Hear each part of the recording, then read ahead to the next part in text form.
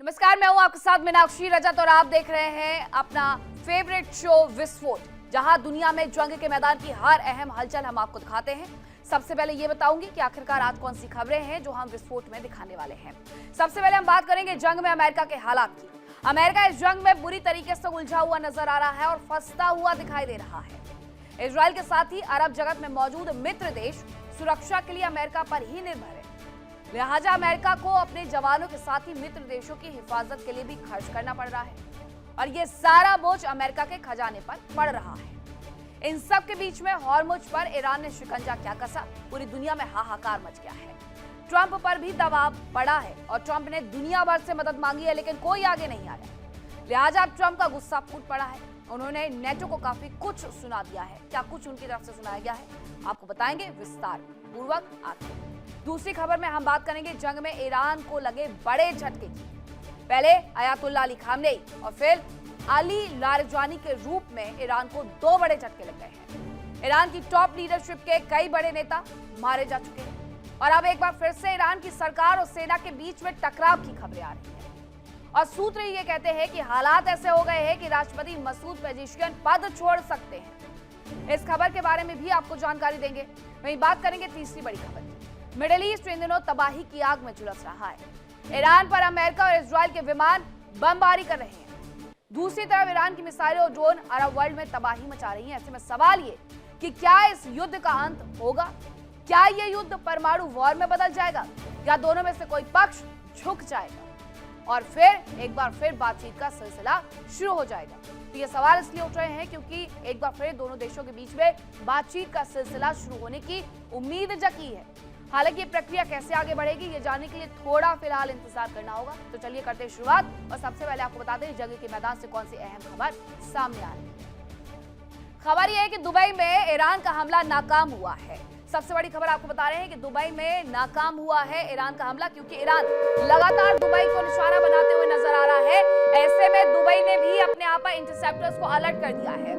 अब यहाँ पर जो हमला करने की कोशिश की गई थी वो पूरे तरीके से नाकाम हो गया है। हवा में इंटरसेप्ट पूरी मिसाइल्स कर ली गई है। इंटरसेप्ट ने ईरानी मिसाइल को यहाँ पर तबाह कर दिया है, जिसकी वजह से आसमान से गिरता हुआ जलता हुआ मलबा दिखाई पड़ा है। तो ये पूरी खबर क्या है? दुबई में ये जो हमला हुआ उसे पूरी तरीके से असफल किया गया। इंटरसेप्टर्स ने अपना काम किया। जो ड्रोन और मिसाइलें भेजी जा रही थी उसे तबाह कर दिया गया है, ये जानकारी मिल रही है। दुबई में हर तरफ हाहाकार मचा हुआ है और उसकी वजह है ईरान, जो कि बार बार उनकी तरफ हमले करता है। और उसके बाद ये देखिए जरा ईरान किस तरीके से ये बार बार यहाँ पर अटैक करता है और इसके अटैक की वजह से यहाँ स्थिति बद से बदतर हो जाती है। लेकिन इस बार ईरान की मिसाइल को इंटरसेप्ट किया गया है, ईरानी मिसाइल को तबाह कर दिया गया है और आसमान से गिरता हुआ जो मलबा है वो नजर आ रहा है। जरा आप ऊपर तक अगर नजरें डालेंगे तो वहां से गिरता हुआ मलबा नजर आ रहा है और ये भेजा गया जो ड्रोन था, जो मिसाइल्स थी, उसका ये मलबा बताया जा रहा है। एक और बड़ी खबर आ रही है, उसका भी रुख कर लेते हैं। खबर यह है कि यूएई में एयरबेस पर ईरान का एक बड़ा अटैक देखने को मिला है। ये जानकारी मिल रही है कि यूएई में एयरबेस पर ईरान ने बड़ा अटैक किया था। अल-मिनहाद बेस पर ऑस्ट्रेलिया के ठिकानों पर हमला किया गया था। एयरबेस की जो मेडिकल फैसिलिटी है उससे नुकसान पहुंचाया गया था और वहीं एयरबेस की मेडिकल फैसिलिटी को नुकसान पहुंचाने की जानकारी मिल रही है। ये बड़ा हमला किया गया है। तो ये बड़ी जानकारी आ रही है। एक एक करके हर जगह एयरबेस जो अमेरिका के मौजूद हैं उसे नुकसान पहुंचाया जा रहा है ईरान की तरफ से और वो ये कह रहा है साफ तौर पर कि अमेरिका ने जो किया है उसे उसको भुगतान करना पड़ेगा और भुगतान के तौर पर ये ताबड़तोड़ हमले किए जा रहे हैं, जिसकी वजह से मिडिल ईस्ट के और देशों को भी नुकसान हो रहा। अब ये दो खबरें हैं। एक तरफ दुबई में जो अटैक हुआ, इंटरसेप्टर की मदद से ड्रोन को और मिसाइल को इंटरसेप्ट करके गिरा दिया गया, उसका मलबा गिरता हुआ आसमान में देखा गया है। दूसरी खबर यह है कि यूएई में एयरबेस पर ईरान का जो बड़ा अटैक हुआ है उसमें अल-मिनहाद बेस पर ऑस्ट्रेलिया के ठिकानों पर हमला हुआ है। एयरबेस की मेडिकल फैसिलिटी को इसकी वजह से नुकसान पहुंचा है। ये दो बड़ी जानकारियां मिल रही है जो ये बता रही है कि ईरान खुन्नस खाए बैठा हुआ है, हर तरफ वो हमला करते हुए नजर आ रहा है। अब ऐसे में आज युद्ध का 19वां दिन, लेकिन अभी इस युद्ध में कितनी तबाही हुई है इस रिपोर्ट में देखिए।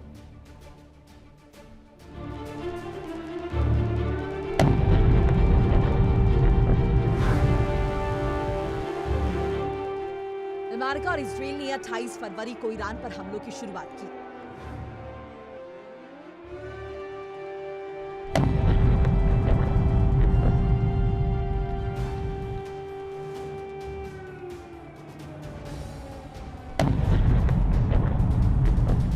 दौर में अयातुल्लाह अली खामनेई समेत कई टॉप लीडर्स और कमांडर्स की मौत के रूप में उन्हें बड़ी कामयाबी मिली।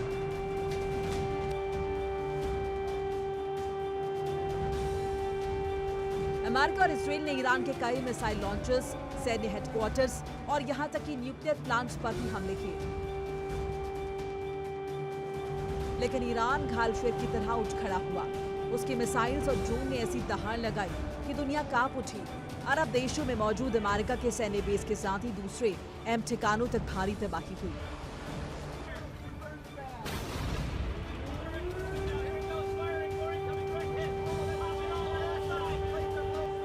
होर्मुज में ईरान ने ऐसी सख्ती की कि दुनिया भर में तेल और गैस के लिए हाहाकार मच गया। कच्चे तेल की कीमतें बढ़ने लगी। परेशान ट्रंप को दुनिया से रूस से तेल खरीदने की अपील करनी पड़ी। साथ ही उन्होंने दुनिया भर के देशों से मदद मांगी, लेकिन उनकी बात किसी ने नहीं सुनी और अब ट्रंप का गुस्सा नेटो देशों पर फूट रहा है। ट्रंप ने साफ तौर पर कहा कि नेटो देश उनके अभियान में शामिल नहीं है, लेकिन नेटो के फैसले से उन्हें कोई हैरानी नहीं हुई। उन्होंने साफ तौर पर कहा कि अमेरिका को नेटो देशों की मदद की जरूरत नहीं है। अमेरिका दुनिया का सबसे शक्तिशाली देश है और वो अपनी सुरक्षा से कोई समझौता नहीं करेगा।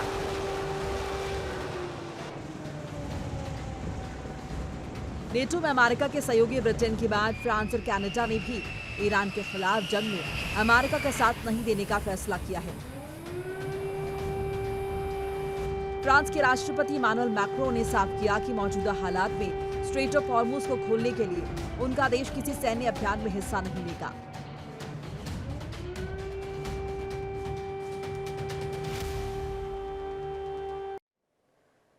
स्ट्रेट ऑफ हॉर्मुज को लेकर के हर तरफ अब अमेरिका मदद मांगते हुए नजर आ रहा है। वो हर देश के पास जाकर के ये गिड़गिड़ा रहा है, उसमें ब्रिटेन हो या फिर फ्रांस हो या फिर जापान हो, क्या आप आगे आइए और हॉर्मुज स्ट्रेट को खोलने में हमारी मदद करिए। लेकिन हर देश की तरफ से साफ तौर पर इनकार कर दिया गया। हर देश की तरफ से कहा गया है कि हम ऐसा नहीं करने वाले हैं, क्योंकि ये ईरान कह रहा है कि वो अमेरिका और इजराइल के अलावा हर देश के तहत टैंकर को गुजरने देगा। तो ऐसे में बाकी देश क्यों उतरेंगे आखिरकार इस युद्ध में? अब जंग में क्यों ट्रंप अकेले पड़ गए हैं, जरा उसके कारण जान लीजिए। क्या आप हमारा साथ देंगे? ऑस्ट्रेलिया ने कहा बिल्कुल भी नहीं। ऑस्ट्रेलिया की तरफ से साफ तौर पर इनकार कर दिया गया है। इसके अलावा और भी इस देश में इस लिस्ट में नाम शामिल है और देशों के जापान, उसकी तरफ से भी सीधे इनकार किया गया है कि इस जंग में कोई किसी का साथ नहीं देगा। ऑस्ट्रेलिया ने नो कहा, जापान ने भी नो कह दिया है। सोचकर बताएंगे साउथ कोरिया की तरफ से ये कहा गया है, क्योंकि साउथ कोरिया को एक अच्छी खासी मदद मिलती है अमेरिका की तरफ से, हालांकि जापान को भी मिलती है, लेकिन साउथ कोरिया ने थोड़ा सा यहाँ पर ट्रिकी रखा अपना आंसर। उसने कहा है कि सोचकर बताएंगे। इटली की तरफ से साफ इनकार कर दिया गया। इटली की तरफ से भी कह दिया गया है कि हम इस युद्ध में नहीं उतरेंगे और कोई भी यूरोपियन कंट्री इस युद्ध में नहीं उतरना चाहती। वो नहीं चाहती कि अमेरिका की तरह ही उसके देश का भी नुकसान हो जाए। तो ये सच है। ऑस्ट्रेलिया से लेकर के जापान, इटली तक सबकी तरफ से इनकार कर दिया गया है कि वो इस युद्ध में नहीं उतरने वाले हैं। फ्रांस ने भी इनकार कर दिया है। एम्बल मैक्रो की तरफ से साफ कहा गया है कि नहीं, कतई नहीं उतरेंगे।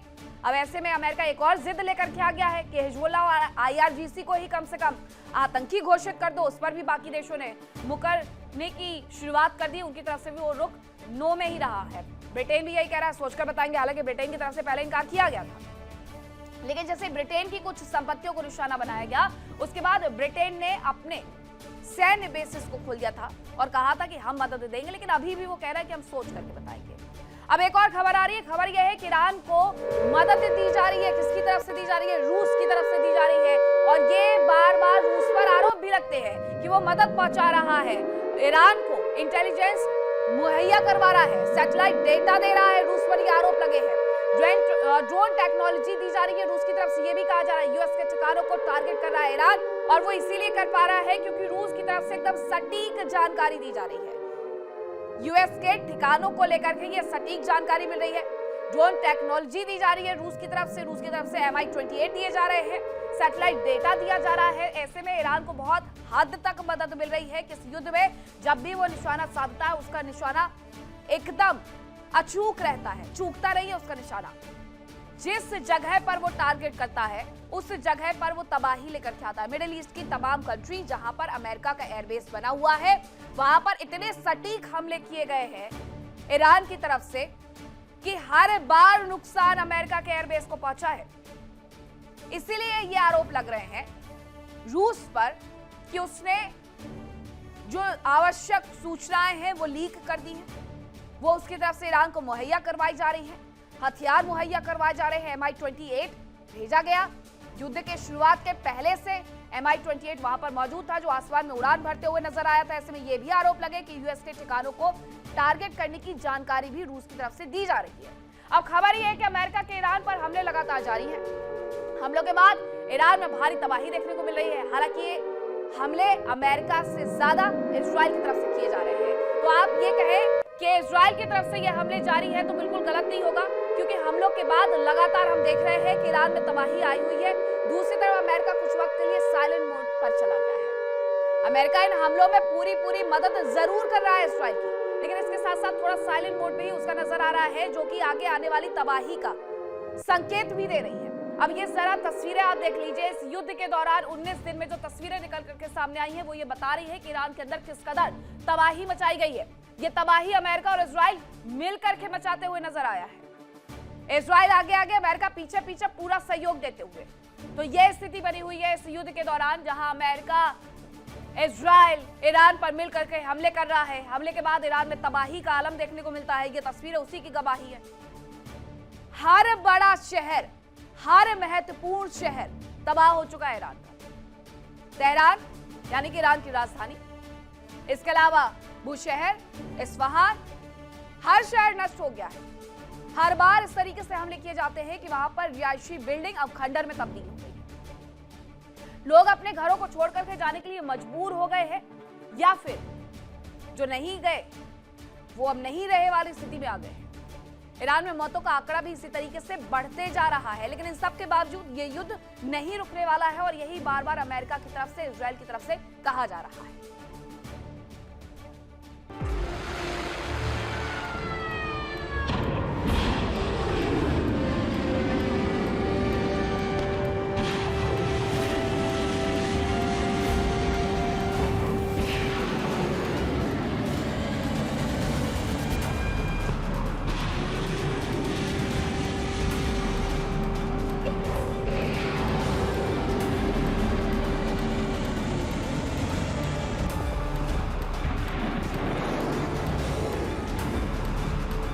अमेरिका और इजराइल ने जिस जोश और तेजी से ईरान के खिलाफ अभियान शुरू किया था, अब वो ठंडा पड़ता दिख रहा है।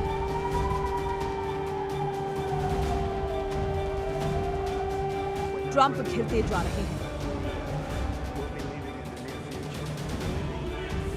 समंदर में ईरान के हमलों से ऐसा बवंडर उठा कि ट्रंप को निकलने का रास्ता नहीं मिल रहा। अमेरिका के नेशनल काउंटर टेररिज्म सेंटर के प्रमुख जोसेफ केंट ने पद से इस्तीफा दे दिया। उन्होंने कहा कि अमेरिका को ईरान से कोई बड़ा खतरा नहीं था। उन्होंने ट्रंप प्रशासन के फैसले पर सवाल उठाए और जंग का विरोध किया। जोसेफ केंट ट्रंप सरकार के पहले और सबसे बड़े अधिकारी हैं। उन्होंने इस युद्ध के विरोध में पद छोड़ा है। जोसेफ केंट ने सोशल मीडिया पर अपना इस्तीफा पोस्ट किया। उन्होंने लिखा कि वो युद्ध का समर्थन नहीं कर सकते। ईरान से अमेरिका को कोई खतरा नहीं था। केंट के मुताबिक ये जंग इजराइल और उसके प्रभावशाली लॉबी के दबाव में शुरू की गई।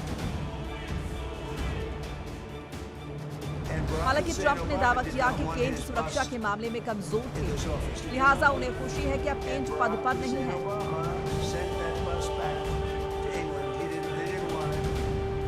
ट्रंप का दावा है कि केंट को लगता है कि ईरान खतरा नहीं है। हालांकि office of the director of nation intelligence ने इस पर कोई रिएक्शन नहीं दिया। उधर ब्रिटेन के अधिकारी ने माना कि ईरान से डील हो जाती, लेकिन अमेरिका ने पहले ही हमला कर दिया। ब्रिटिश मीडिया ने सूत्रों के हवाले से दावा किया है कि ब्रिटेन के राष्ट्रीय सुरक्षा सलाहकार जोनाथन पोवेल अमेरिका और ईरान के बीच हुई आखिरी बातचीत में शामिल थे और उन्होंने ये राय दी थी कि तेहरान ने अपने परमाणु कार्यक्रम को लेकर जो प्रस्ताव दिया था वो इतना अहम था कि उससे युद्ध को टाला जा सकता था। सूत्रों के मुताबिक पोवेल का मानना था कि जेनेवा में बातचीत में कुछ प्रगति हुई है और ईरान की ओर से रखा गया समझौता हैरान करने वाला था। बातचीत खत्म होने के 2 दिन बाद और वियना में तकनीकी बातचीत के अगले दौर के लिए एक तारीख तय हो जाने के बाद अमेरिका और इजराइल ने ईरान पर हमला कर दिया। साफ है कि अपनों के दूर होने की वजह से अब ट्रंप अकेले पड़ते जा रहे हैं।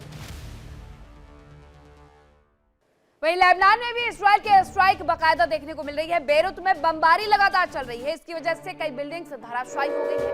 ये पहले कहा गया था इजराइल की तरफ से कि वो बेरूत पर एक बड़ा अटैक करेगा और उसकी तरफ से ये अटैक कम से कम 4 दिन से जारी है। बेरूत में भी सब कुछ तबाह कर दिया गया है। सेंट्रल बेरूत में इजरायली सेना ने जो बम गिराए, हिजबुल्लाह के ठिकानों को उससे नुकसान तो पहुंचाया ही पहुंचाया, लेकिन उसके साथ साथ जो रिहायशी बिल्डिंग थी उन्हें जबरदस्त नुकसान पहुंचाया गया। जरा ये तस्वीर देखिए किस तरीके से एक धमाका होता है, एक विस्फोट होता है और पूरी की पूरी ये 20 मंजिला इमारत ऊपर से नीचे तक तबाह होकर के गट में चला जाती है। ये देखिए, ये बिल्डिंग थोड़ी देर पहले तक थी, लेकिन इतना भयावह ये हमला हुआ है जिसकी वजह से ये समा गई। ये हालात बने हुए हैं बेरूत में, लेबनान की राजधानी में। दक्षिणी बेरूत पूरी तरीके से दरअसल खाली भी हो चुका है। आपने इस धमाके की आवाज सुनी? ये धमाका इतना ज्यादा तेज था कि कई किलोमीटर दूर तक इसकी आवाज को सुना जा सकता था। इस जगह को बार बार खाली करने के लिए कहा भी गया था इजराइल की तरफ से। कुछ लोग चले गए और कुछ लोग नहीं भी गए हैं। अब बेरूत में जब ये धमाका हुआ है तो उसके बाद माना यह जा रहा है कि अभी भी इजरायली डिफेंस फोर्स कहीं ना कहीं रुकने नहीं वाली है, बल्कि हिजबुल्लाह के हर ठिकाने को निशाना बनाएगी, लेकिन उसके साथ साथ रिहायशी बिल्डिंग्स को निशाना बना रही है।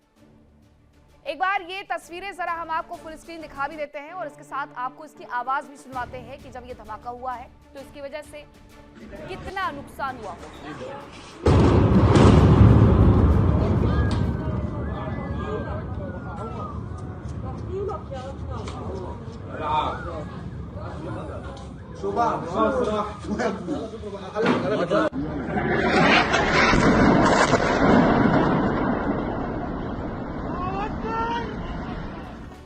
तो इजरायली डिफेंस फोर्स अभी भी बेरूत में लेबनान में तबाही का मंजर बिखेरे हुए नजर आती है। एक और खबर आ रही है जो कि ईरान से जुड़ी हुई है। खबर यह है कि अली लारिजानी की मौत को लेकर के अब बताया यह जा रहा है इजरायली अधिकारियों के हवालों से कि इंटेलिजेंस की वजह से यह हत्या मुमकिन हुई है। ये सूत्र कह रहे हैं अली लारिजानी नहीं रहे। हालांकि ईरान इस पर कुछ भी कहने से बचता हुआ नजर आ रहा है। ईरान की तरफ से एक भी बयान नहीं आया।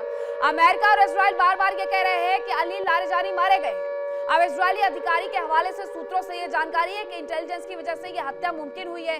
सार्वजनिक रूप से सामने आने के कारण उनकी पहचान हुई थी और 2 दिन पहले ही वो तेहरान की सड़कों पर नजर आ रहे थे और वही ये वक्त था जब सार्वजनिक रूप से वो सामने आए, जिसकी वजह से उनकी पहचान हुई और उसके बाद इंटेलिजेंस की वजह से उनकी हत्या को मुमकिन किया जा सका है। अली लारिजानी सड़कों पर उतर करके विरोध प्रदर्शन में शामिल हुए थे। उनके साथ अब्बास अरागची भी मौजूद थे। अली लारिजानी ने उस वक्त मीडिया से बातचीत भी की थी। मीडिया से बातचीत करते हुए उन्होंने कहा था कि हमने अमेरिका को उसकी सही जगह दिखा दी है। हमने अमेरिका के सामने घुटने टेकने से इनकार कर दिया है और यह युद्ध नहीं रुकेगा। अली लारिजानी का शायद वो आखिरी इंटरव्यू रहा होगा। उसके बाद से ही अली लारिजानी शिकंजे में कसने की शुरुआत के तौर पर टारगेट कर लिए गए थे। क्या वो अगला टारगेट होंगे? और अली लारिजानी पर अमेरिका की तरफ से $10 मिलियन का इनाम घोषित किया गया था। इसके साथ ही इजराइल ने यह कहना शुरू कर दिया था कि उन पर तो $10 मिलियन का इनाम घोषित था, हमने तो मुफ्त में मार गिराया है। ये इजराइल के शब्द थे।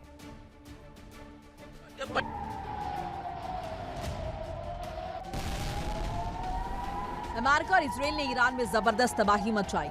ईरान पर हजारों बॉम्ब और मिसाइल गिराए गए हैं।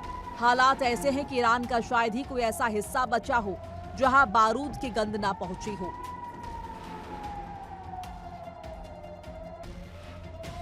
ईरान की रेलवे नेटवर्क और सड़कों के इंफ्रास्ट्रक्चर को भी नुकसान पहुंचा। अमेरिका और इजराइल ने ईरान का परमाणु कार्यक्रम रोकने के लिए दबाव बनाया और अंत में उसे रोकने का दावा करते हुए हमला कर दिया।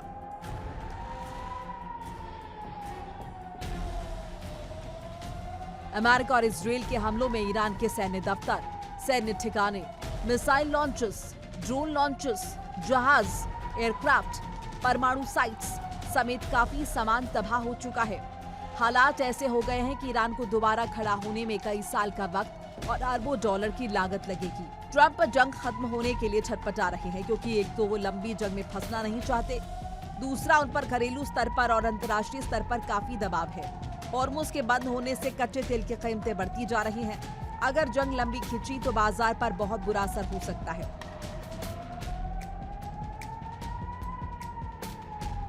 इस बीच जंग खत्म करने के लिए ईरान के नए सुप्रीम लीडर मुज्तबा खामनेई ने बड़ा आदेश दिया। यह उनका पहला बड़ा आदेश है। उन्होंने साफ तौर पर कहा कि जंग तभी रुकेगी जब अमेरिका और इजराइल घुटने टेकेंगे और हर्जाना देंगे।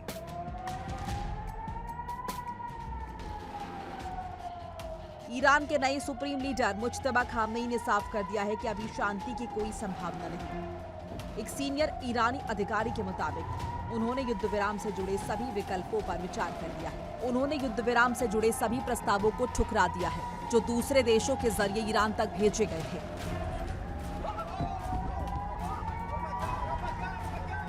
मुज्तबा खामनेई का कहना है कि अभी शांति का वक्त नहीं है। उन्होंने कहा कि जब तक अमेरिका और इजराइल घुटनों पर नहीं आ जाते, वो हार नहीं मान लेते और ईरान को हर्जाना नहीं देते, तब तक कोई समझौता नहीं होगा।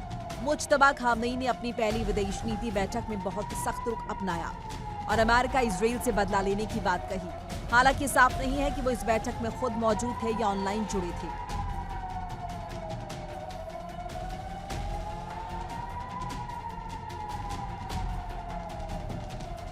दूसरी तरफ ईरान की तरफ से भी हमले किए जा रहे हैं और अब IRGC की तरफ से इजराइल पर बड़े हमले का दावा किया जा रहा है। अब ये दावा तो बार बार इस युद्ध में होता है, लेकिन जो तस्वीरें आती है वो सिर्फ ईरान से आती है। ऐसा नहीं कि इजराइल को नुकसान नहीं हो रहा है। IRGC इजराइल में बड़ा नुकसान कर भी रहा है। इजराइल पर मिसाइल्स और ड्रोन से हमले का दावा IRGC ने अभी कर दिया है। IRGC का ये कहना है कि उसने इजराइल को एक बड़ा नुकसान पहुंचा दिया है। हालांकि तेल अवीव में तो सब कुछ तबाही की खबरें हैं। कुछ उसकी तस्वीरें भी निकल करके सामने आती है जो ये बताती है कि तेल अवीव में किस तरीके से IRGC ने कोहराम मचाया हुआ है। वहां पर जो ये मिसाइल से, ड्रोन से अटैक किए जा रहे हैं, उसकी वजह से अच्छा खासा नुकसान भी उन्हें उठाना पड़ रहा है। जरा एक बार फिर से आपको ये तस्वीर दिखा देते हैं। ये आसमान में रात हो या दिन हो, मिसाइल और ड्रोन इसी तरीके से नजर आते हैं, तेल अवीव में भी और तेहरान में। तेहरान से लेकर के तेल अवीव तक धमाके इसी तरीके से होते हैं। अब IRGC ये कह रहा है कि इसकी तरफ से स्वाट मिसाइल भेजे गए हैं, उसकी वजह से अच्छा खासा नुकसान हुआ है इजराइल का। ये आसमान में ये कोई लाइट चमकती हुई जो आपको नजर आ रही है, ये कोई लाइट नहीं है, बल्कि ये मिसाइल्स है, ये ड्रोन्स है जो कि वहां से भेजे जा रहे हैं IRGC की तरफ से ईरान में।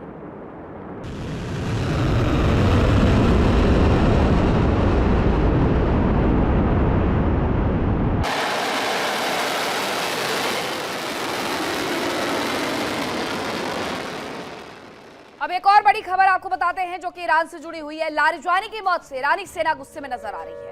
ईरानी सेना गुस्से में है। अब वो ये मान तो नहीं रही है कि अली लारिजानी नहीं रहे, लेकिन उनकी मौत से गुस्सा साफ तौर पर देखा जा रहा है सेना के अंदर। ईरानी गार्ड्स IRGC इजराइल में भीषण हमले कर रहा है, तबाही ला रहा है और इजराइल के करीब 100 ठिकानों पर हमले का दावा किया गया। इसके साथ साथ बहरीन, कतार, सऊदी, UAE पर भी हमले का प्रयास किया जा रहा है। हालांकि अब हर देश अपनी सुरक्षा के लिए बेहतर करने की कोशिश कर रहा है और उसकी तरफ से इंटरसेप्टर्स भी लगाए जा रहे हैं ताकि उन्हें नुकसान अब कम से कम हो सके। तो ये दो खबरें हैं। एक तरफ इजराइल में भीषण धमाके हुए हैं, IRGC का कहना है कि उसने बड़ा नुकसान कर दिया है। दूसरी तरफ IRGC में बेहद नाराजगी देखी जा रही है अली लारिजानी के जाने से, जिसकी वजह से इजराइल के करीब 100 ठिकानों पर उसने हमले का दावा कर दिया। बहरीन, कतर, सऊदी, UAE पर भी हमले का प्रयास उसकी तरफ से किया गया है। अब IRGC की तरफ से यह प्रयास किया जा रहा है और जो वहां के राष्ट्रपति यानी मसूद पेजेश्कियन वो ये कहते हैं कि हम हमारे पड़ोसी देशों पर हमले नहीं करेंगे। खटपट जरूर नजर आती है, लेकिन हमले अभी भी वहां पर चल रहे हैं।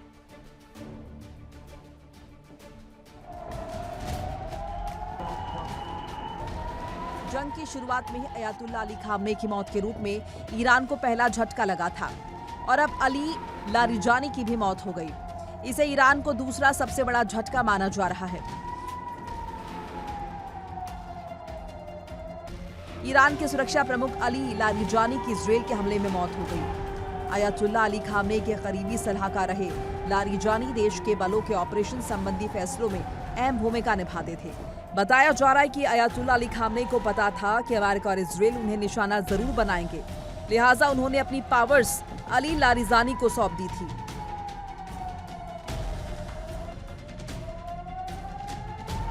ईरान के सुरक्षा प्रमुख अली लारिजानी की इजरायली हमले में मौत हो गई।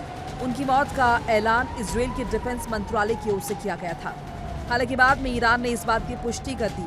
जानकारी के मुताबिक 67 साल के लारिजानी तेहरान के बाहरी इलाके में अपनी बेटी से मिलने आए थे। इसी दौरान उनकी हत्या कर दी गई।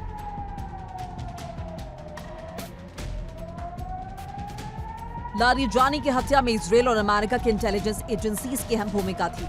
इजराइल के मुताबिक लारिजानी की हत्या उस कीमती इंटेलिजेंस की वजह से मुमकिन हो पाई जो इजरायली इंटेलिजेंस सर्विस को पिछले 24 घंटों में तेहरान के लोगों से मिली थी। इजरायली अधिकारी का दावा है कि पिछले कुछ दिनों में लारिजानी ने घमंडी बर्ताव किया था। वो अक्सर पब्लिक में दिखाई दे रहे थे, लोकल और इंटरनेशनल मीडिया से बात कर रहे थे और इस तरह खुद को सबके सामने ला रहे थे, जिससे उनकी पहचान हो गई।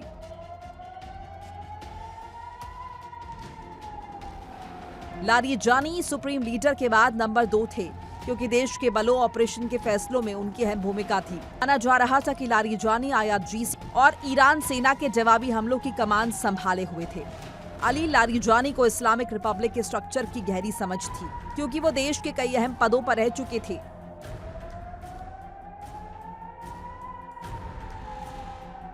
अली लारिजानी का जन्म 3 जून 1958 को इराक के नजफ शहर में हुआ था। उनका परिवार मूल रूप से ईरान के आमोल स्थित लारिजान क्षेत्र का रहने वाला था। साल 1961 में वो अपने परिवार के साथ ईरान लौट आए, जहां उन्होंने अपनी शिक्षा पूरी की।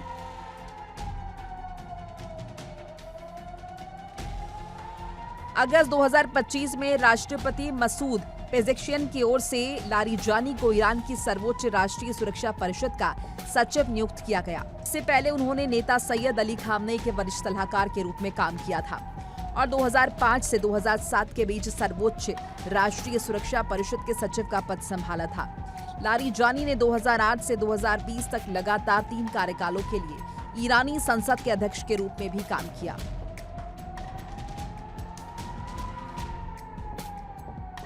Bureau report, India daily.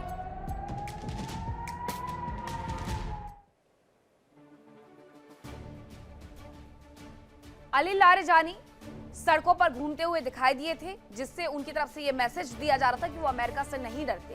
लेकिन अमेरिका और इजरायल ने इसी बात का फायदा उठाया, उनकी लोकेशन को ट्रैक किया और उन्हें मौत की नींद सुला दिया। अब आपको ये बताती हूँ कि आखिरकार अली लारिजानी थे कौन। सबसे पहले बात करेंगे उनके जन्म की। 3 जून 1958 को इराक के नजफ शहर में उनका जन्म हुआ था।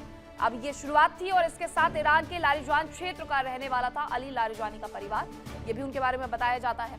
1961 में अली लारिजानी ने ईरान लौट करके अपनी शिक्षा दीक्षा पूरी की। इसके साथ अगस्त 2025 में ईरान की सर्वोच्च राष्ट्रीय सुरक्षा परिषद के वो सचिव बनाए गए थे। सारा कार्यभार सुरक्षा का इन्हीं के ऊपर था। 2008 से 20 के बीच में 3 कार्यकालों के लिए ईरानी संसद के अध्यक्ष भी 3 कार्यकालों के लिए वो ईरानी संसद के अध्यक्ष भी बनाए गए थे, यानी कि महत्वपूर्ण भूमिका थी उनके पास। शरीफ यूनिवर्सिटी ऑफ टेक्नोलॉजी से गणित में उन्होंने ग्रेजुएशन किया था। ये उनका एजुकेशनल बैकग्राउंड है। तेहरान विश्वविद्यालय से वेस्टर्न फिलॉसफी में MA और PhD की डिग्री भी उनकी तरफ से ली गई थी। ये तेहरान के लिए काफी महत्वपूर्ण थे। लेकिन अब आज का सच यही है कि अली लारिजानी नहीं रहे हैं। अली लारिजानी के बारे में आपने जान लिया, कौन थे, कैसे थे, क्या उनका बैकग्राउंड था। लेकिन अली लारिजानी के जाने से ईरान को एक बड़ा झटका जरूर लगा है। ईरान के विदेश मंत्री अब्बास अराक्ची की तरफ से बड़ा बयान आया है। उनकी तरफ से कहा गया है कि जंग के लिए अमेरिका जिम्मेदार है। हालांकि ये तो पूरी दुनिया जानती है अब्बास अराक्ची की तरफ से, लेकिन फिर से इस जंग के बीच में ये बयान दिया गया है कि इस जंग के लिए अमेरिका जिम्मेदार है। ये उनकी तरफ से कहा गया है। ईरान की कार्रवाई पर विदेश मंत्री की सफाई आई है कि नागरिक ठिकाने पर जानबूझ करके हमला नहीं किया है। अराक्ची ये कह रहे हैं हर जगह पर ईरान भी निशाना बना रहा है, लेकिन अब्बास अराक्ची ये कह रहे हैं कि हम नागरिक ठिकाने पर जानबूझ करके हमला नहीं कर रहे हैं। ये उनकी तरफ से कहा जा रहा है। ईरान के विदेश मंत्री ने इस युद्ध के बीच में एक बड़ा बयान देते हुए जंग के लिए अमेरिका को जिम्मेदार ठहरा दिया है। ईरान की कार्रवाई पर अपनी सफाई पेश कर दी है कि नागरिक ठिकाने पर जानबूझ करके हम हमला नहीं कर रहे हैं, लेकिन वो हमला कर रहे हैं। ये अगर अराक्ची कह रहे हैं तो अराक्ची भी झूठ कह रहे हैं। कई ऐसी जगह है इजरायल की जहां पर हमले किए गए हैं, वो भी रिहायशी जगहों पर हमले किए गए हैं। अब अराक्ची किस संदर्भ में कहना चाह रहे हैं ये वही जाने। हालांकि ईरान के अंदर भी अच्छा खासा नुकसान इजरायल की तरफ से, अमेरिका की तरफ से पहुंचाया जा रहा है रिहायशी ठिकानों को निशाना बना करके। तो ये इस तरीके से बार बार बयान आते हैं, लेकिन अब्बास अराक्ची फिर से ये दोहरा रहे हैं कि ये जो जंग की शुरुआत हुई वो अमेरिका की वजह से हुई। आपको याद होगा कि अब्बास अराक्ची विदेश मंत्री होने के साथ साथ वो व्यक्ति भी है जो कि अमेरिका के साथ वार्ता में विटकॉफ के साथ मौजूद थे। 3 दौर की वार्ता में वो मौजूद रहे थे, लेकिन वार्ता सफल नहीं हो पाई। तब भी उनकी तरफ से ये कहा गया था कि हमने सारी चीजें मान ली थी, फिर भी हम पर हमला किया गया और आज फिर से उनकी तरफ से यही बयान दिया गया है। अब ईरान में सरकार और सेना के बीच में टकराव की जानकारियां मिल रही है। इसके बीच में ये बताया जा रहा है कि ईरान की सरकार और साथ ही जो IRGC है उसके बीच में बन नहीं रही है। अब सरकार में कोई ज्यादा बचा नहीं है। सिर्फ एक नाम ईरान के राष्ट्रपति पेजेश्कियन का है। सूत्र ये कहते हैं कि ईरान के राष्ट्रपति पेजेश्कियन अपना पद छोड़ सकते हैं। मुस्तफा खामनेई से मिलना चाहते पेजेश्कियन। IRGC की वजह से ये मुलाकात नहीं हो पा रही है, ये मुलाकात संभव नहीं हो रही है। IRGC का ये रुतबा है कि राष्ट्रपति को भी मिलने के लिए कतार में खड़ा होना पड़ रहा है और मुस्तफा खामनेई से वो मिलना चाहते हैं लेकिन मिल नहीं पा रहे हैं। पेजेश्कियन के साथ IRGC के संबंध बहुत अच्छे नहीं चल रहे हैं। पेजेश्कियन की तरफ से एक बयान दिया गया था जिसमें यह कहा गया था कि हम हमारे पड़ोसी देशों से माफी मांगते हैं उन पर जो हमले हुए और आगे आने वाले वक्त में हम उन पर हमले नहीं करेंगे। लेकिन मसूद पेजेश्कियन के इस बयान को खारिज करते हुए IRGC अलग ही तरीके से आगे बढ़ता रहा और उसने अपने पड़ोसी देशों पर फिर से हमले जारी रखे हैं। इसके बाद अब ये जानकारी है कि मुस्तफा खामनेई से पेजेश्कियन मिलना चाहते हैं लेकिन उन्हें मिलने नहीं दिया जा रहा है। ऐसे में ये जानकारी भी है कि वो पद छोड़ सकते हैं। तो खबरें आपको दिखा रहे हैं। अब्बास अरागची का एक तरफ अलग बयान आ रहा है तो पेजेश्कियन की अलग कहानी चल रही है। एक तरफ इजराइल और अमेरिका ईरान में सब कुछ तोड़ रहा है, ईरान की सत्ता उखाड़ फेंकी है। इन सब के बीच में जो बची खुची सत्ता है उसकी ही IRGC से पटरी नहीं खा रही है।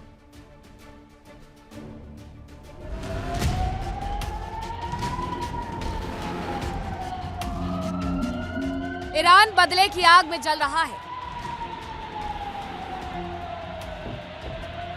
IRGC लगातार अरब जगत और इजराइल पर हमले कर रही है। हॉर्मुज पर भी शिकंजा कसा जा रहा है। हालात ऐसे हो गए हैं कि ट्रंप भी टेंशन में आ गए हैं। इस जंग में अब तक ईरान को 2 बहुत बड़े झटके लग चुके हैं। एक तो अयातुल्ला अली खामनेई की मौत हो गई, जबकि दूसरा झटका अली लारिजानी की मौत के रूप में लगा है। इस बीच खबर है कि ईरान में अंदरूनी कलह मची हुई है। इजरायली मीडिया का दावा है कि ईरान की सरकार और सेना के बीच मतभेद हो रहे हैं। खबर है कि ईरान के राष्ट्रपति मसूद पेजेश्कियान और IRGC के बीच पटरी नहीं खा रही है और इसी वजह से पेजेश्कियान कथित तौर पर इस्तीफा देना चाह रहे हैं। इजरायली मीडिया का दावा है कि IRGC अली लारिजानी को बचाने में नाकाम रही और अब पेजेश्कियान भी पद छोड़ना चाह रहे हैं।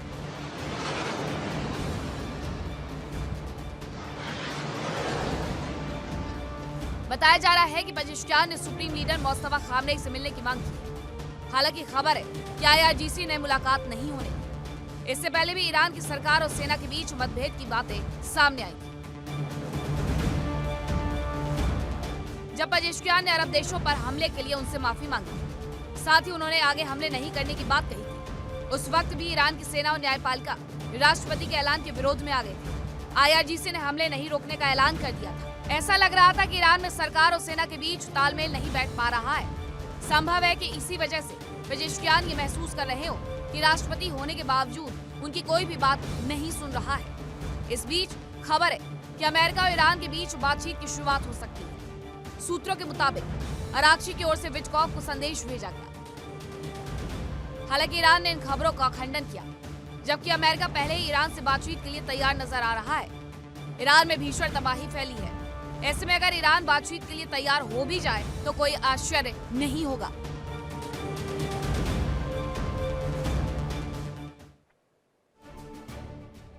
अमेरिका के लिए ईरान से जंग आसान नहीं हो रही है। अमेरिका की जंग पर खर्च को लेकर के centre for strategic and international studies ने एक रिपोर्ट जारी की है, जिसके मुताबिक पहले 4 दिन में रोजाना खर्च जो हुआ है वो 8,173 करोड़ रुपए हुए हैं। पहले 100 घंटे में जो खर्च हुआ है वो 33,930 करोड़ रुपए खर्च हुए हैं। इसमें मिसाइल्स, इंटरसेप्टर्स और मित्र देशों की हिफाजत के इंतजाम है।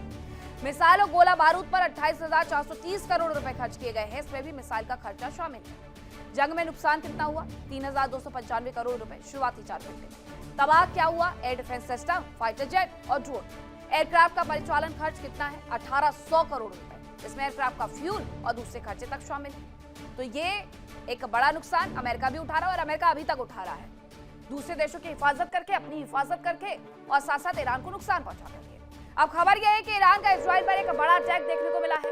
ईरान ने इजराइल पर एक बड़ा अटैक किया। इसके लिए बाकायदा उसकी तरफ से कई वॉरहेड वाली खुर्रमशहर 4 मिसाइल अपनाई गई है। उसने वॉरहेड वाली खुर्रमशहर 4 मिसाइल का उपयोग किया है। इजराइल के आसमान में वॉरहेड खुला, आसमान में छोटे छोटे वॉरहेड दिखाई दे रहे हैं। ये जरा तस्वीरें देखिए, ये इजराइल का आसमान है, जहां पर ये वॉरहेड खुला और उसके साथ साथ क्लस्टर बम नीचे गिरते हुए नजर आ रहे हैं। ये वही क्लस्टर बम है जो टाइम टाइम पर फटते हैं। ये गिरने के साथ ही फटते नहीं है, लेकिन हाँ, तबाही उस वक्त भी लेकर के आते हैं। ऐसे में एक बार फिर से एक बड़ा नुकसान करने का प्रयास ईरान की तरफ से किया गया है। इजराइल के आसमान में ये मिसाइल्स इस तरीके से बरसाई जा रही है कि जो भी इंटरसेप्टर्स वहां पर लगाए गए हैं वो पूरी तरीके से खत्म हो जाए। आयरन डोम के साथ अब आयरन बीम का इस्तेमाल भी किया जा रहा है इजराइल की तरफ से, लेकिन जो नुकसान ईरान को करना है वो कर ही देता है। इस बार भी उसने ये मिसाइल यहाँ पर भेज करके, ये क्लस्टर यहाँ पर गिरा करके ये बता दिया है कि ईरान किसी से कम नहीं। एक और बड़ी खबर आ रही है, उसका भी रुख कर लेते हैं। युद्ध से जुड़ी हुई ये जो बड़ी खबर है, अब युद्ध से जुड़ी हुई ये बड़ी खबर ये बताती है कि इजराइल में आयरन बीम डिफेंस सिस्टम सक्रिय हो गया। इसी की बात मैं कर रही थी कि आयरन डोम के साथ अब आयरन बीम का इस्तेमाल किया जा रहा है। लेजर बीम से ये रॉकेट और ड्रोन को गिराने में सक्षम होते हैं, क्योंकि अब ये बताया जा रहा है कि उनके पास कम बचे हुए हैं आयरन डोम, इसलिए आयरन बीम की आवश्यकता पड़ गई है। हर इंटरसेप्शन की लागत करीब $2 अरब बताई जाती है। हर इंटरसेप्शन की ये लागत है। अब ये दो खबरें हैं कि किस तरीके से एक तरफ तबाही दिख रही है, आसमान में छोटे छोटे रॉकेट्स नजर आते हैं, मिसाइल्स नजर आते हैं। इन्हें इंटरसेप्ट करने के लिए $2 करोड़ के जो लेजर बीम है उनका इस्तेमाल किया जा रहा है। तो ये दो खबरें हैं जो ये बताती हैं कि किस तरीके से इस युद्ध में ईरान हो या फिर इजराइल है, दोनों ही एक दूसरे को निशाना बना रहे हैं। और अभी भी ये युद्ध 19वें दिन उसी तरीके से चल रहा है जैसे 28 तारीख को, 28 फरवरी को इसकी शुरुआत हुई।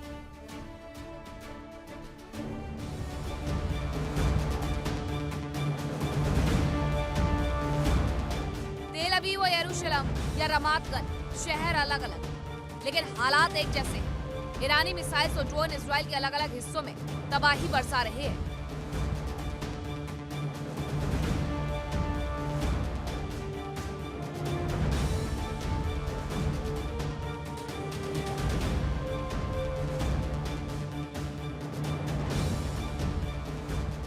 जंग के पहले ही ईरान ने ऐलान कर दिया था कि अगर हमले हुए तो इजराइल का वजूद ही मिटा देंगे, और अब ईरान अपनी बात तो सच साबित करने की कोशिश में लगा है।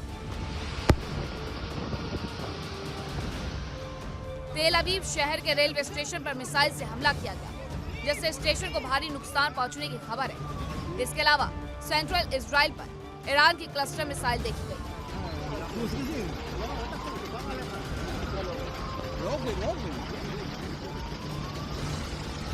तेल अवीव में ईरान की मिसाइलों की वजह से भारी तबाही हुई। हालात ऐसे हो गए कि वहां मौजूद कई गाड़ियों में भीषण आग लग गई। इसके अलावा कुछ और इलाकों में भी आग लगने की खबर सामने आई है। अली लारेजानी की मौत के बाद ईरान गुस्से से लाल हो रहा है। उसके हमले साबित कर रहे हैं जैसे उसने इजराइल को खून से लाल कर देने की कसम खाई। ईरान की सेना इजराइल पर क्लस्टर वॉरहेड वाली मिसाइलों से हमले कर रही है। बताया जा रहा है कि ईरान ने खुर्रम शहर 4 मिसाइलों से हमले तेज कर दिए हैं। इस मिसाइल का वॉरहेड हवा में फटता है और कई छोटे छोटे बम निकलकर एक बड़े हिस्से में फैल जाते हैं। छोटे छोटे बम कई जगह फटते हैं और इस तरह एक मिसाइल से कई जगहों पर धमाके किए जा सकते हैं। ये बम ज्यादा खतरनाक होते हैं क्योंकि कई बार ये बम लंबे समय तक पड़े रहते हैं और बाद में फटते हैं।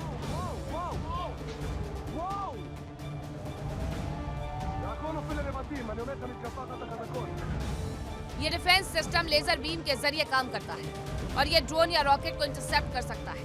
इसमें लाइट बीम के जरिए टारगेट को जलाकर नष्ट किया जाता है और हर इंटरसेप्शन की लागत करीब $2 अरब बताई जाती है।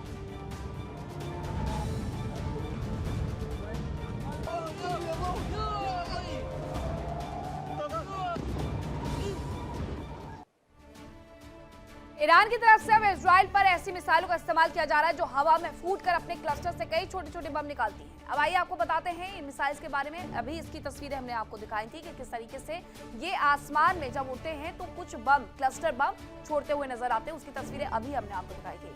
अब आपको ये बताते हैं कि मिसाइल हवा में जब छोड़ी जाती है तो उससे छोटे छोटे बम गिरते हैं, यही क्लस्टर बम होते हैं। हर छोटे बम में करीब 7 किलोग्राम विस्फोटक होता है और साल 2008 से 8 में 100 से ज्यादा देशों के बीच ये समझौता हुआ था कि क्लस्टर हथियारों का इस्तेमाल नहीं किया जाएगा, उनके प्रोडक्शन पर रोक रहेगी। लेकिन इस समझौते में ना तो यूएस शामिल था, ना इजराइल और ना ही ईरान।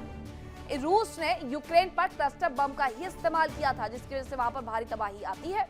और इसके साथ साथ अभी भी बहुत सारे ऐसे क्लस्टर बम हैं जो कि फटते रहते हैं। इस सब के बीच में एक खबर आ रही है कि अली लारजवानी की मौत से ईरान भड़का हुआ है।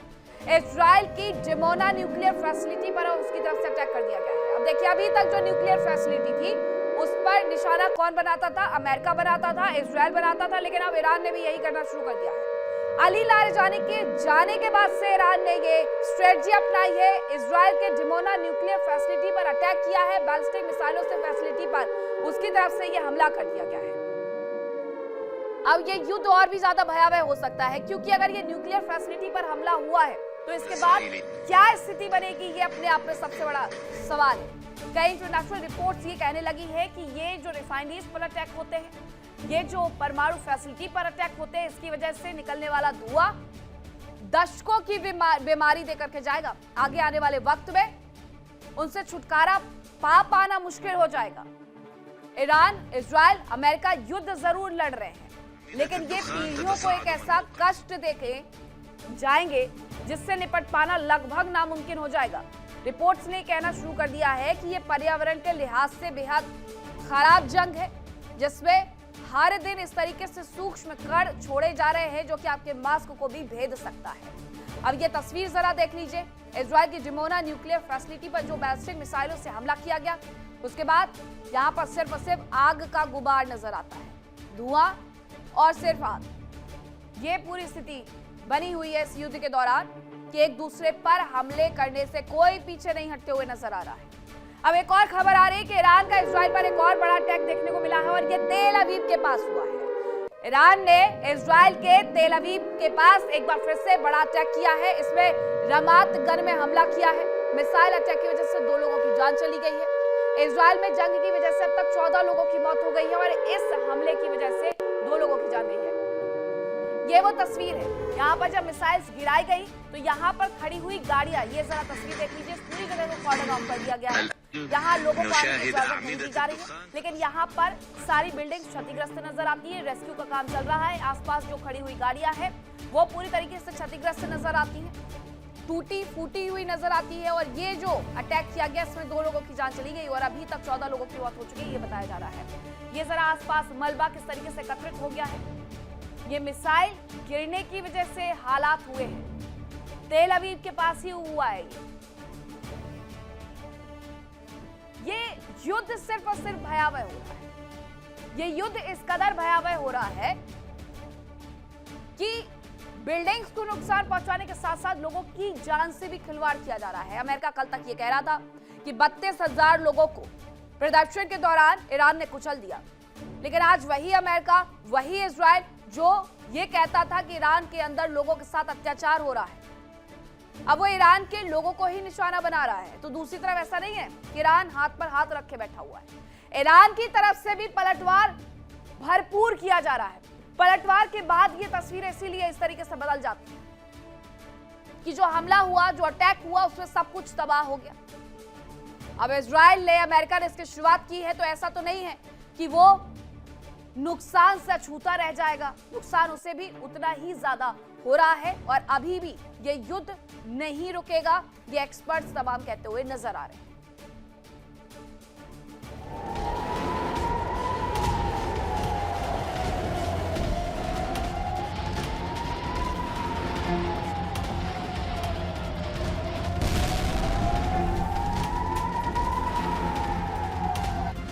अरब जगत में जंग और भी भीषण हो सकती है, क्योंकि अब अमेरिका और ईरान दोनों अपने भीषण हथियारों से हमला कर रहे हैं।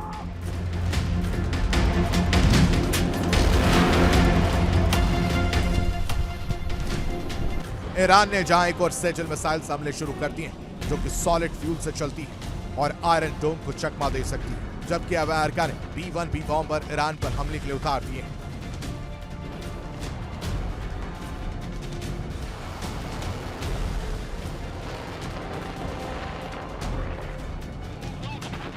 ईरान सेजल मिसाइल से इजरायल को तबाह कर रहा है। इसे डांसिंग मिसाइल भी कहा जाता है। ईरान ने पहली बार इस युद्ध में कई सेजल मिसाइलें इसराइल पर लॉन्च की। सेजल को आशूरा मिसाइल भी कहते हैं। ये पूरी तरह से ईरान में डिजाइन और विकसित की गई।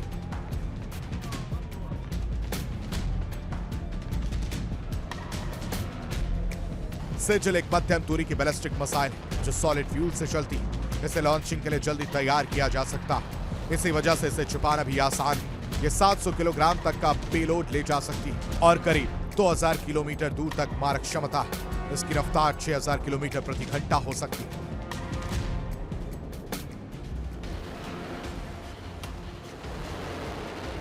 सबसे खास बात ये कि इसे डांसिंग मिसाइल भी कहा जाता है क्योंकि ये ऊंचाई पर जाकर इंटरसेप्टर से बचने के लिए अपना रास्ता बदल सकती है।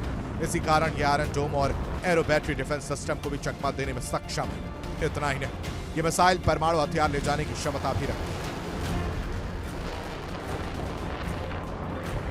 उधर अमेरिका ने भी अपना घातक बॉम्बर जंग में उतार दिया है कि अमेरिका के सेंट्रल कमांड सोशल मीडिया पर इसकी जानकारी दी। अमेरिका के मुताबिक P-1B लांसर बॉम्बर का इस्तेमाल पश्चिमी एशिया के युद्ध में किया जा रहा है। सेंट्रल कमांड ने आसमान में इसके रिफ्यूलिंग का वीडियो भी जारी किया। यह भी बताया कि बम वर्षक विमान 34,000 किलोग्राम तक के घातक बम और मिसाइलें ले जाने की ताकत रखता है। P-1B बॉम्बर के इस्तेमाल का मतलब है कि अमेरिका ने ईरान को पूरी तरह तबाह करने का मन बना लिया। इसकी असीम शक्ति किसी भी मुल्क को खौफजदा कर सकती है। P-1B बॉम्बर पर करीब 75,000 पाउंड तक के घातक हथियार लोड किए जा सकते हैं। सभी हथियारों से लैस होने के बाद ये एक बार में करीब 9400 किलोमीटर की उड़ान भर सकता है। इसे हवा में रिफ्यूल किया जा सकता है, यानी लंबी दूरी तक उड़ान भरने की काबिलियत है। इस तरह से इंटरकॉन्टिनेंटल लड़ाई में सबसे ज्यादा कारगर है। बताया जा रहा है कि अमेरिका के पास ऐसे 100 से ज्यादा बॉम्बर हैं जो 40,000 फीट की ऊंचाई पर 1.2 मैक की रफ्तार से उड़ान भर सकते हैं। इसे उड़ाने के लिए 4 क्रू मेंबर्स की जरूरत पड़ती है। यह दुश्मन के सैन्य अड्डों और बंकरों को तबाह कर सकता है। अमेरिका ने पहले भी इसका इस्तेमाल अफगानिस्तान, सीरिया और इराक युद्ध में किया था। साफ है, इन खतरनाक हथियारों की मौजूदगी में जंग और लंबी खिंच सकती है और इस जंग का विस्तार होने के साथ ही भीषण होने की आशंका भी जताई जा रही है। Bureau report, India TV. America के सामने बहुत सारी चुनौतियां भी हैं इस युद्ध के दौरान। कौन कौन सी चुनौती है? सबसे पहले हम बात करेंगे भौगोलिक और सैन्य चुनौती की। ये सबसे बड़ी चुनौती उसके लिए है क्योंकि उसकी सेना को जमीन पर, खासतौर पर ईरान में जो जमीन है उस पर उतर करके युद्ध का लड़ने का कोई अभ्यास नहीं है, क्योंकि ईरान की सेना गुरिल्ला युद्ध में माहिर है। सालों तक जमीनी ऑपरेशन वहां पर चल सकता है और सेना को गोला बारूद की सप्लाई चुनौती एक बड़ी चुनौती बन सकती है। अमेरिकी अर्थव्यवस्था पर इसकी वजह से बोझ भी पड़ सकता है। अब IRGC से अगर जंग होती है तो IRGC के बारे में जरा जान लीजिए। ये एक तो अनुशासित और विचारधारा से प्रेरित है। पारंपरिक जंग की जगह ये गुरिल्ला युद्ध के लिए तैयार होते हैं। इसके अलावा इसके जो प्रॉक्सी संगठन है वो भी कहीं ना कहीं अहम भूमिका निभाते हैं। अमेरिकी बेस पर हमले बढ़ सकते हैं, उस दौरान वैश्विक स्तर पर यह युद्ध फैल सकता है। अब राजनीतिक और घरेलू मुश्किलें क्या है? अमेरिकी लोग जमीनी जंग बिल्कुल नहीं चाहते हैं और ट्रंप प्रशासन पर इसकी वजह से सियासी दबाव भी बढ़ते जा रहा है। बहुत सारे ऐसे नेता हैं, सुरक्षा में तैनात रहे अधिकारी हैं जिन्होंने अब इस्तीफा देना शुरू कर दिया है और उनका साफ तौर पर कहना है कि अमेरिका ने जो युद्ध की शुरुआत की है बेहद गलत की है। बातचीत के रास्ते से सब कुछ सुलझाया जा सकता था, लेकिन अमेरिका ने युद्ध का रास्ता चुना है और उसमें अमेरिका ने, ट्रंप ने अमेरिका को इस पूरे युद्ध में झोंक दिया है। यह ट्रंप पर आरोप लगने लगे हैं। अब आपको ये बताते हैं कि यूएस के लिए ये ग्राउंड ऑपरेशन क्यों मुश्किल होगा, क्योंकि अमेरिका का जो ईरान पर ग्राउंड ऑपरेशन है वो बेहद मुश्किल माना जा रहा है और इसकी सबसे बड़ी वजह है ईरान का जो कुदरती कवच है वो। ईरान का क्षेत्रफल लगभग 16.5 लाख वर्ग किलोमीटर है। ईरान के पश्चिम और दक्षिण पश्चिम में जाग्रोस पर्वत श्रृंखलाएं हैं। जाग्रोस पर्वत श्रृंखला इराक की सीमा से सटे इलाकों में एक प्राकृतिक दीवार का काम करती है। ईरान के उत्तर में अलबोज की पहाड़ियां मौजूद है। ईरान के मध्य में दश्ते कावीर और दश्ते लुत रेगिस्तान है, जहां जिंदा रह पाना लगभग मुश्किल है। इस इलाके में सेना के लिए लॉजिस्टिक सपोर्ट पहुंचाना बहुत ज्यादा मुश्किल होगा, यानी सेना को हथियार और गोला बारूद की सप्लाई मुश्किल हो जाएगी। भीषण गर्मी, पानी की कमी, ये यूएस आर्मी की मुश्किलें और बढ़ाएगी। अमेरिकी सेना को अफगानिस्तान जैसे हालात का सामना करना पड़ सकता है। ईरान में भारी टैंक और बख्तरबंद गाड़ियां चलना मुश्किल हो जाएगा। अमेरिका अपने जवानों को उतारने की बजाय स्थानीय कुर्द लड़ाकों का साथ दे सकता है। स्थानीय कुर्द लोग जाग्रोस पर्वत के दुर्गम रास्ते जानते हैं। पहले खबरें थी कि वो अमेरिकी जवानों के लिए गाइड का काम कर सकते हैं। अब बताया यह जाता है कि कुर्द लोग अक्सर इन्हीं दुर्गम रास्तों से ईरान में तस्करी करते हैं। ऐसे में ईरान के नेताओं से, कुर्द लड़ाकों से खासतौर पर बातचीत करने का प्रयास किया जा रहा है और वो भी अमेरिका की तरफ से। अब उत्तर कोरिया की बात करते हैं। उत्तर कोरिया की सत्ता में एक बार फिर से किम जोंग उन काबिज हो गए हैं। देश की 99.93% जनता ने उनके शासन पर मोहर लगा दी है।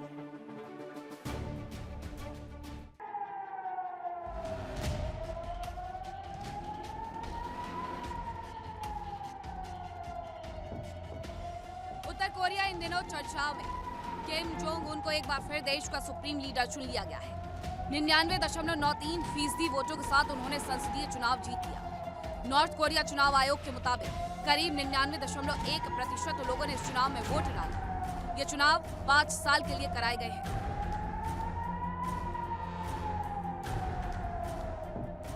नॉर्थ कोरिया के supreme leader Kim Jong Un ने 99.93 वोटों के साथ संसदीय चुनाव जीत लिया।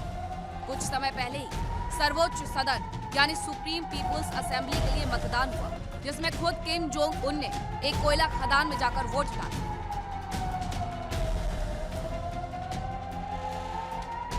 लोकतांत्रिक देशों की तरह उत्तर कोरिया में चुनाव का मकसद सरकार बदलना नहीं, बल्कि सुप्रीम लीडर की सत्ता पर मुहर लगाना होता है।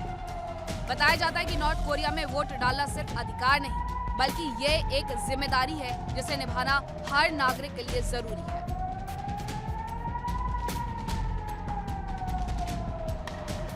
नॉर्थ कोरिया में सर्वोच्च सदन ही सरकार के सभी क्षेत्रों में कानून बनाती है और नीतियों का प्रबंधन करती है, और किम जोंग उन इन सदन के नेता चुने गए हैं। सदन में विपक्ष की कोई भूमिका नहीं होती है।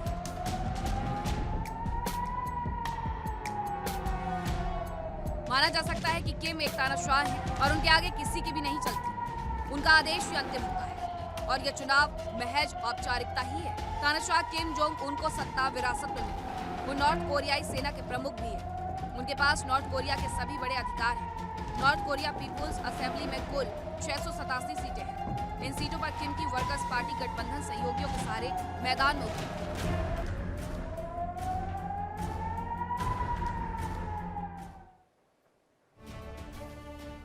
और विस्फोट में आज के लिए इतना ही। कल फिर होगी मुलाकात कुछ नई खबरों के साथ। फिलहाल वक्त छोटे से ब्रेक का है। देखिए इंडिया डेली 24/7 अब आपकी स्मार्ट टीवी पर। इंडिया डेली मौजूद है सभी डिजिटल प्लेटफॉर्म पर लाइव और लगातार। इंडिया डेली 24/7 हर दिन राष्ट्र को समर्पित।